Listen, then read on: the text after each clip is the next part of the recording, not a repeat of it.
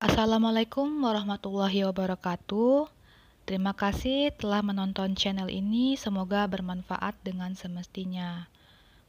Pada video kali ini, yang akan dibahas ialah mengenai penggunaan kaidah ejaan yang benar dengan PUEB.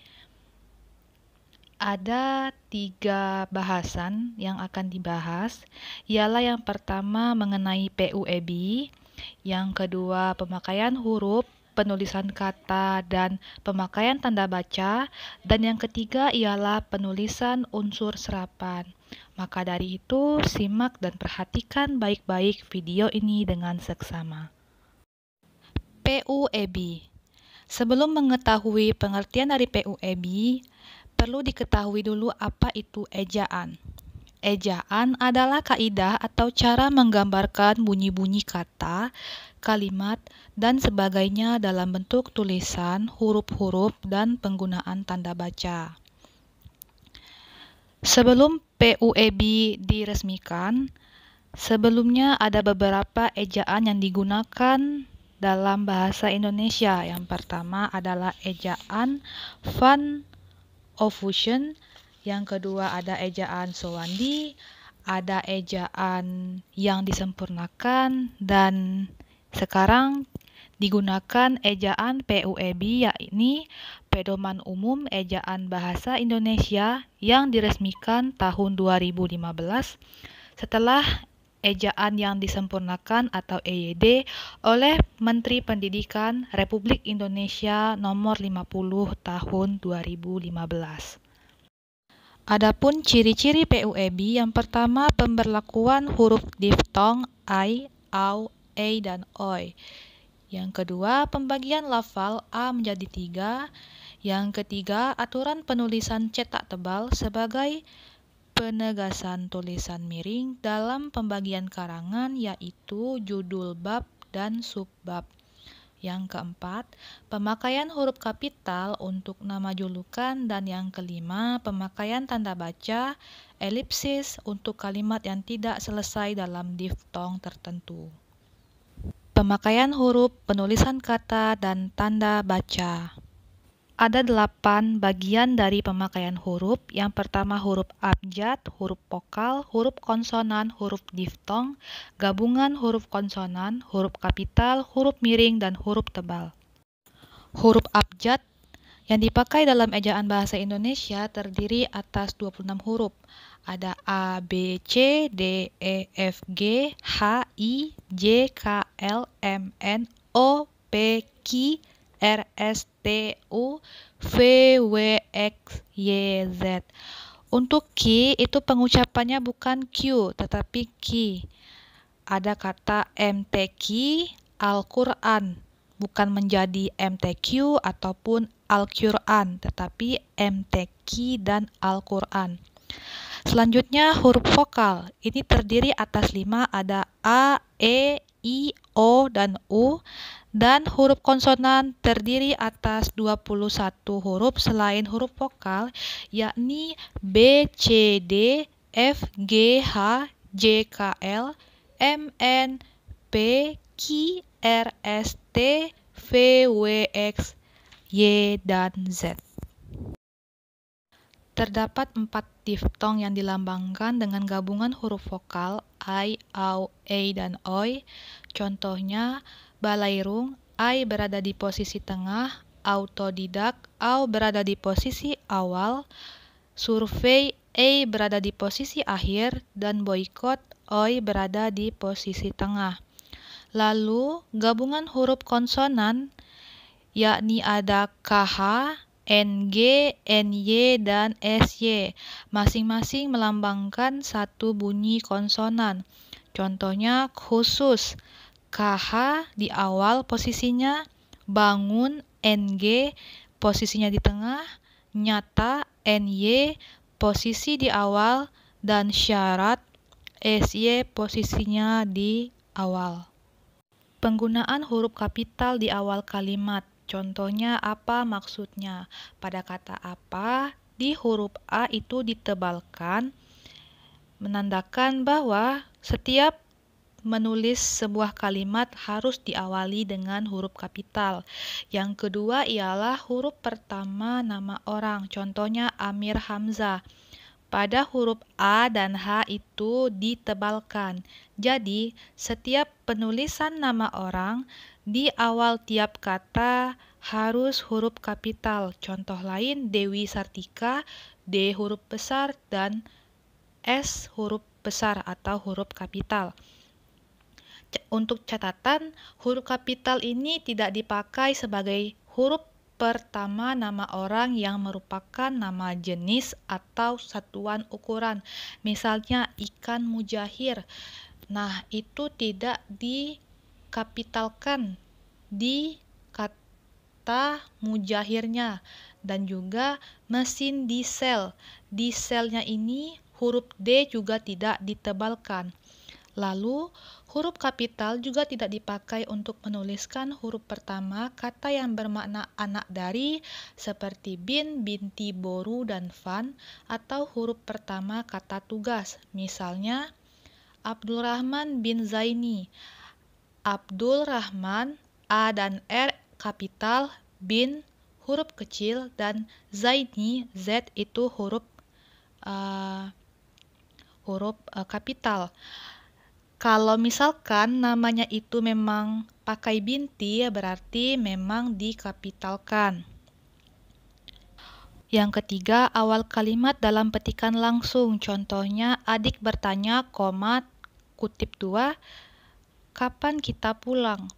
Pada huruf K di kata kapan itu diawali juga dengan huruf kapital. Lalu yang keempat, huruf pertama setiap nama agama, kitab suci, dan nama Tuhan termasuk sebutan dan kata ganti untuk Tuhan.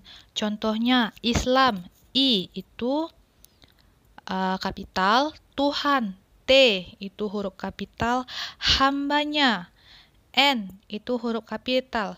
Lalu ada lagi contoh lain, hambamu, hamba, tanda hubung, MU. Mu-nya itu dikapitalkan. Lalu kata engkau, E itu dikapitalkan juga. Yang kelima ialah huruf pertama nama gelar kehormatan, keturunan, keagamaan, profesi, gelar akademik, nama jabatan, dan pangkat. Contohnya Haji Agus Salib. Pada kata haji, huruf H itu diawali huruf kapital. Lalu Raden Ajeng Kartini diawali huruf kapital, di Radennya Magister Pendidikan. Pada kata magister dan pendidikan diawali huruf kapital juga. Selanjutnya huruf pertama nama jabatan dan pangkat yang diikuti nama orang, instansi, atau nama tempat. Contohnya Profesor Supomo pada kata profesor, huruf V itu diawali huruf kapital, Gubernur Jambi pada kata gubernur itu diawali juga dengan huruf kapital. Selanjutnya huruf pertama nama bangsa, suku, dan bahasa. Contohnya bangsa Indonesia, kata Indonesia diawali dengan huruf kapital. Suku Kubu diawali dengan huruf kapital. Bahasa Jambi atau bahasa Melayu itu juga diawali dengan huruf kapital. Catatan, nama bangsa, suku bangsa, dan bahasa yang dipakai sebagai bentuk dasar kata turunan tidak ditulis dengan huruf kapital. Contohnya ke Inggris-Inggrisan. Kata ke dan an di awal dan di akhir itu telah dibubuhkan ke dalam kata Inggris-Inggris. Jadi, kata tersebut tidak dapat diawali dengan huruf kapital karena telah dibubuhkan dengan imbuhan. Selanjutnya, huruf pertama nama tahun, bulan, hari, hari besar, dan peristiwa sejarah. Contohnya hari Jumat. Kata Jumat diawali huruf kapital kata Maulid diawali dengan huruf kapital, Perang Dunia diawali dengan huruf kapital. Untuk catatan, huruf pertama peristiwa sejarah yang tidak dipakai sebagai nama tidak ditulis dengan huruf kapital. Contohnya, Soekarno dan Hatta memproklamasikan kemerdekaan bangsa Indonesia. Kata memproklamasikan tidak dapat dikapitalkan karena telah dibubuhkan dengan imbuhan mem di awal dan an di akhir. Jadi, kata memproklamasikan tidak dapat dikapitalkan.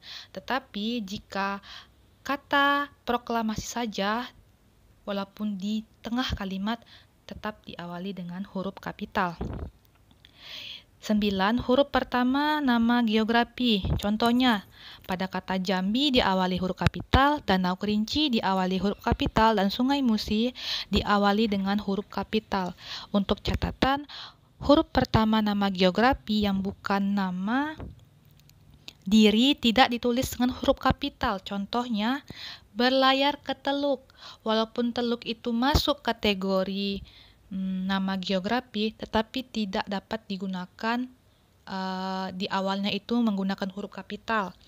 Selanjutnya, catatan kedua, huruf pertama nama diri geografi yang dipakai sebagai nama jenis tidak ditulis dengan huruf kapital. Contohnya jeruk Bali, kacang Bogor, nangka Belanda, dan petai Cina. Itu tidak dapat dijadikan huruf kapital di awalnya karena telah masuk ke dalam jenis buah-buahan. Lalu selanjutnya huruf kapital yang digunakan pada semua kata nama negara, lembaga, badan, organisasi, atau dokumen, kecuali kata tugas seperti di, ke, dari, dan yang, dan untuk. Contohnya itu Republik Indonesia, Perserikatan Bangsa-Bangsa. Nah, itu diawali dengan huruf kapital. Contoh lain, Majelis Permusyawaratan Rakyat Republik Indonesia atau dikenal dengan MPR, itu diawali dengan huruf kapital. Huruf pertama setiap kata ulang sempurna dalam judul buku, karangan, artikel, majalah, dan surat kabar. Contohnya, dia agen surat kabar Tribun Jambi. Pada kata Tribun Jambi diawali dengan huruf kapital. Contoh lain, saya telah membaca buku Dari Ave Maria ke Jalan Lain ke Roma. Di judul buku itu diawali dengan huruf kapital, namun kata hubung tidak diawali huruf kapital.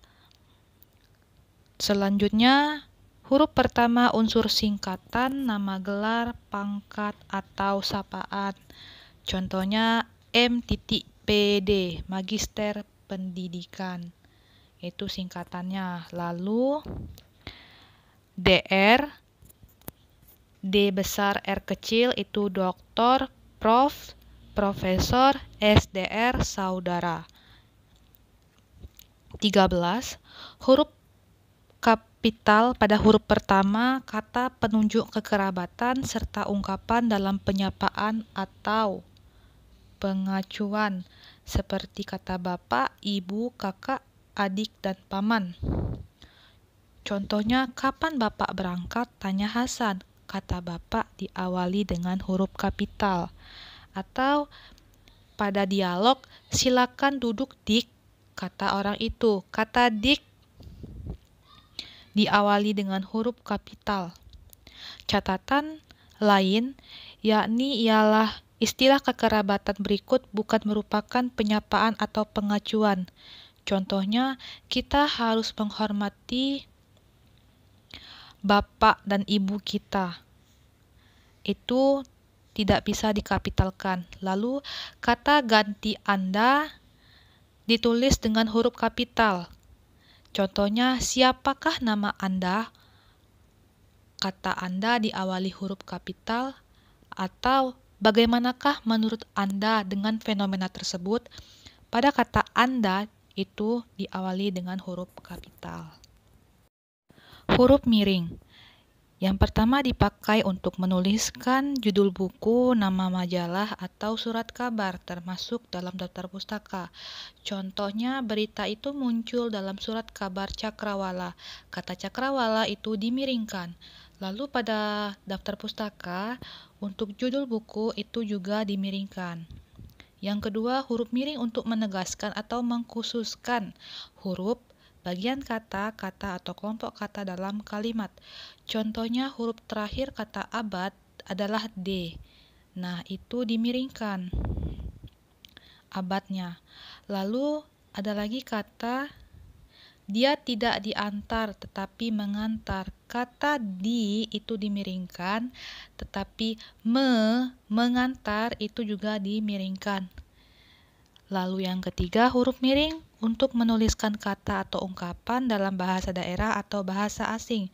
Contohnya, Weltan Saung bermakna pandangan dunia. Nah, itu dimiringkan.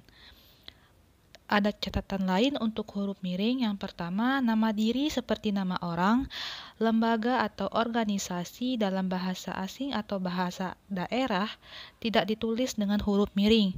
Yang kedua, dalam naskah tulisan tangan atau mesin tik, bukan komputer, bagian yang akan dicetak miring ditandai dengan garis bawah.